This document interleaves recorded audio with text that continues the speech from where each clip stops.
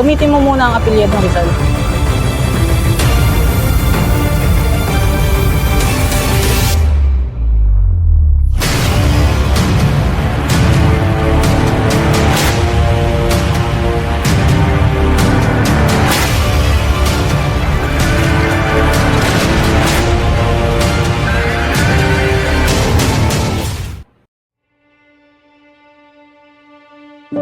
Ang kamusmusan ko sa bayan kong giliw, dito'y masagana ang saya ko't aliw.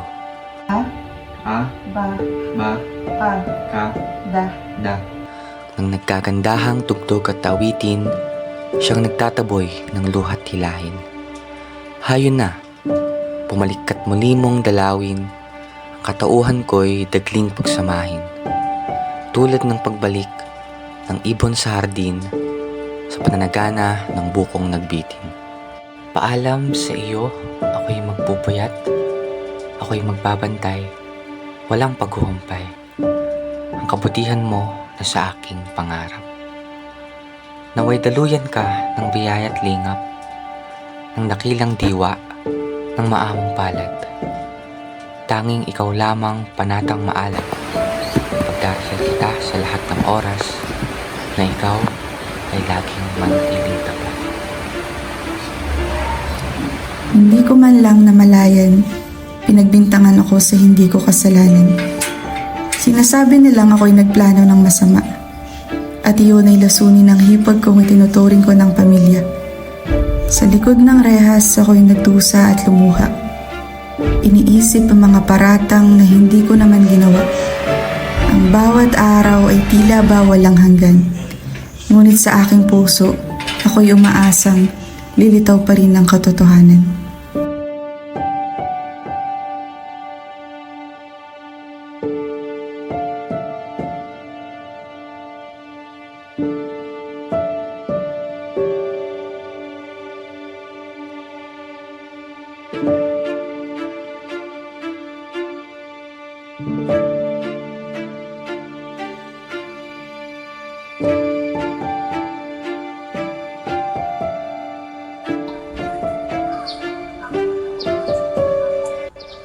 Sandali. Paalala ko lang sa iyo, Pepe. Ikubli mo muna ang apelyido nating merkado. Ngunit bakit? Sapagkat pinag-iinitan na ang apelyido nating merkado sa kadahilan ng malapit tayo kay Padre Burgos. Kaya ngayon, gamitin mo muna ang apelyedong Rizal.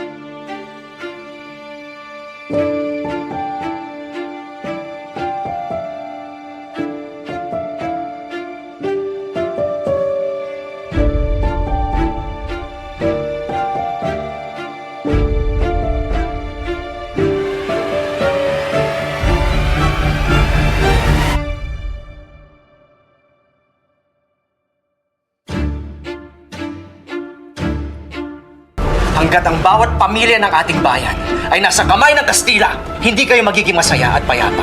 At tinitiyak ko, hindi siya titigil. Wawasakin kayo at papaslangin gaya ng iyong ama. Siguruhin mo lang na wala ka talagang kinalaman o nalalaman tungkol sa mga bagay na yun. Considerame ya tu peor enemigo.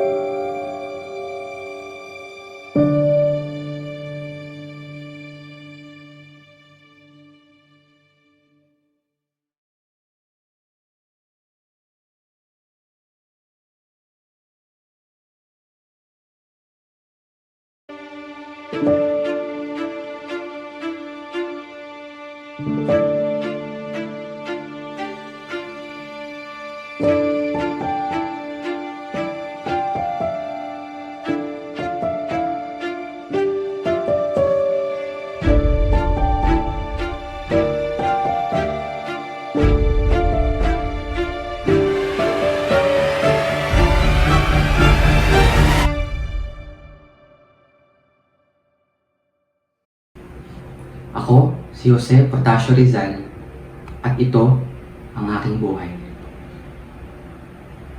Maraming naganap, maraming pinaglaban. Sa dahas ay di dinaan, kundi sa natatanging paraan. Hindi pa ito ang tunay na kabuuan, pero sana kayo ay may natutuhan sa kung paano ko pinaglaban ang ating kalayaan. Ikaw, kung nabuhay ka bilang ako, gagawin mo rin ba ang mga ginawa ko?